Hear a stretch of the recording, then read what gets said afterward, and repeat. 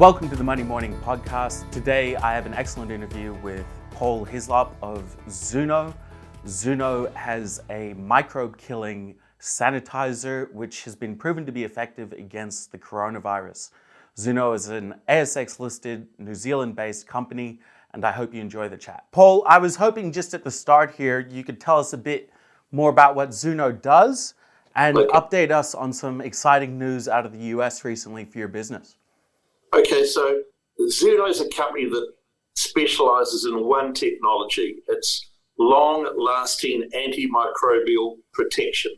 Where we are different to other companies is, like a lot of other companies around the world, they make sanitizers and hand sanitizers and surface products that are based on alcohol or they're based on other chemicals that are fairly harsh.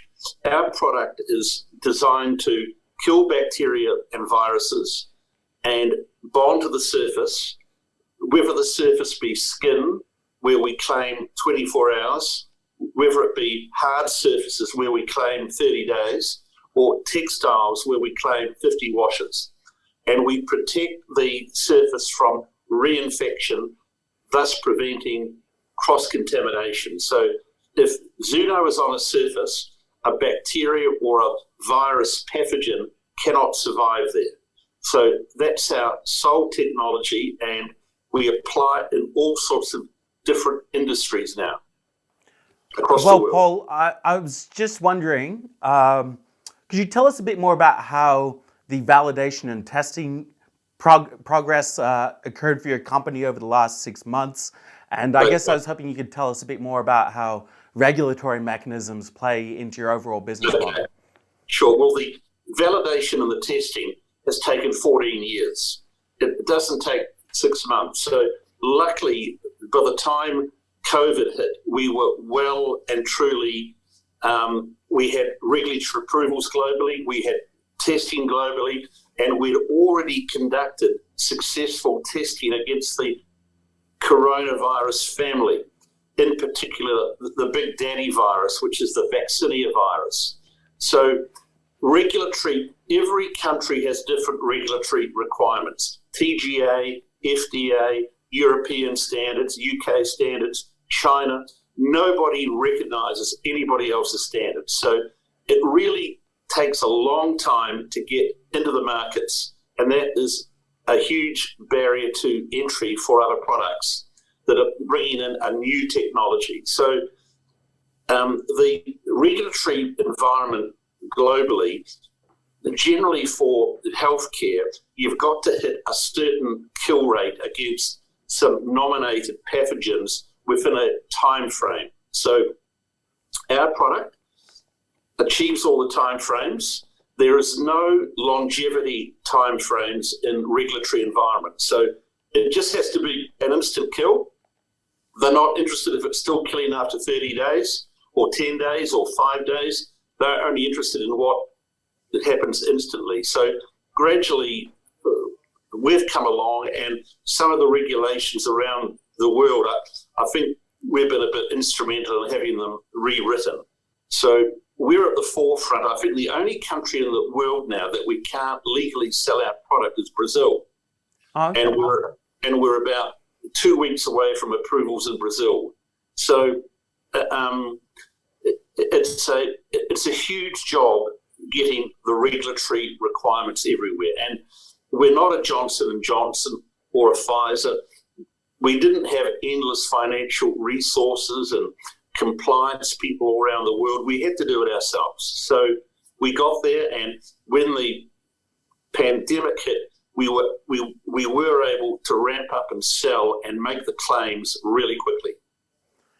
Well, one of the things I noticed about your business is that you've started to develop some major partnerships. I believe you've got Microsoft on board, the London Underground,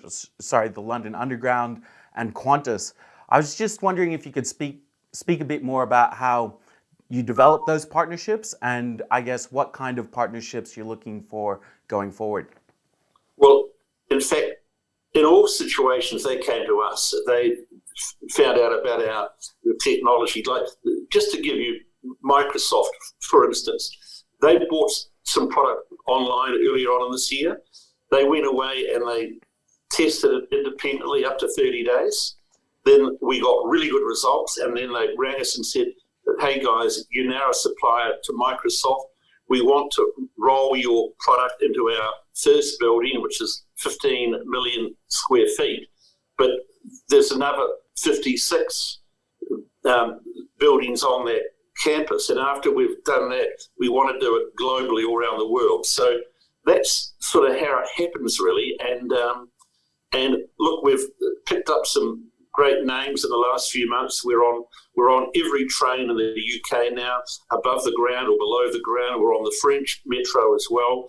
United Airlines, Qantas, obviously, Cathay Pacific, Korean Airlines. We're in some of the UK airports now. We're about to go into all the French airports. So we're really picking up some good business at the moment.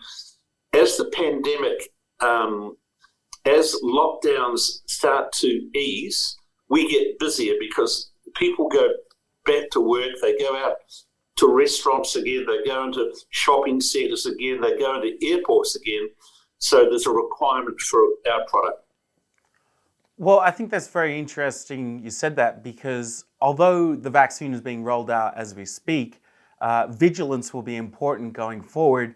And I guess a lot of commercial real estate would love to have a product that gives them some peace of mind. So one of the things I wanted to ask you was, I'm aware that Zoono products are effective against not just coronavirus, but a range of other microbes. So I was wondering if you could tell me a bit more about what other microbes it's effective against, and maybe as a final question, how you see Zoono evolving in the near future and the mid to long future. Okay, so other pathogens that we test against, and just to let you know, we've never failed against a pathogen. We've always worked, and a lot of it is to do with our killing mechanism, which is a physical kill. It's a process called lysis, which is cell disruption. So we puncture the cell and the cell implodes on itself. But we're also very effective against staph, against E. coli, Pseudomonas, the other viruses, norovirus, coronavirus, obviously, COVID-19. So we test against all these pathogens, and the bacterias, the viruses, the molds, the algae, and the fungi. So we test against all those things, and we're effective against all of them. And we normally test to what's called EN standards, which are European globally accepted standards. So basically, we have not come up against a pathogen or a virus yet that we haven't been able to kill or inactivate. So, yeah. Wow. I mean, the fact that it's so effective, I guess one question I have as a follow-up to that is, how did the technology originate? And I guess what was the pathway or timeline in the earlier stages of your business that eventually led to this current I guess, prominent position in the world?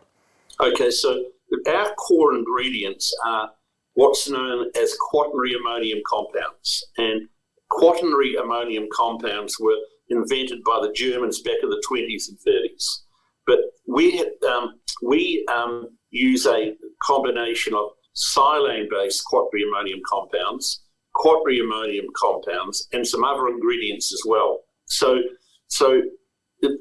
our formulation is very much a combo. So I never invented the technology.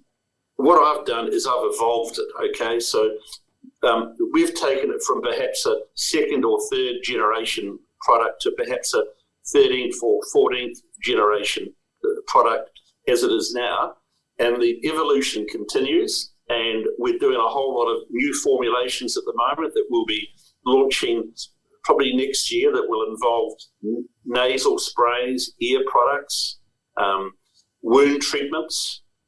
Once again, because our product's water-based, it can go on places that a lot of other products can't go because they sting the skin, or they're harmful, or they mask the issue only they don't actually fix the problem, whereas our product fixes the problem. So new product development is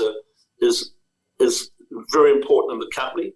Where we're going in the future is businesses and people globally and staff are far more hygiene conscious than they were a couple of years ago. So people are demanding that businesses and public spaces have a level of protection, and our product is different to other products because it has longevity. So you don't have to apply it all day, every day like other products. Yeah, well, one thing that the pandemic certainly highlighted was that need for hygiene, and I think the world has sort of woken up to this requirement of our public places that they be hygienic. Sure. I remember not too long ago, maybe about a year and a half ago, commuting to work, people are jam-packed into a tram, and that's certainly changed. And not that I really enjoyed that commute, but it would be nice if we could have a certain level of comfort and safety on those public transport routes. And it would be very interesting to see how your product plays a role in, I guess, the return to normalcy that we all want and I guess ultimately need. Yeah, and look, we're not the whole solution, but we're certainly part of the solution. So, look, we're excited about our future. We're working hard. The business is growing all the time. So we're bringing in big names into the business now because, for instance, the Amazon offices globally, they have 321 global locations where they have staff and offices. We treat 320 of those offices. The only one we can't get to is Brazil. And I believe you mentioned the regulatory scene could change for you there in the near future. Yeah, look, our application's in. We've submitted a label. It's compliant. We're just waiting for the stamp. Well, that's great to hear because Brazil is in a bit of a tricky spot at the moment, and we'd all like to see, I guess, new solutions to the problems over there. So, sure.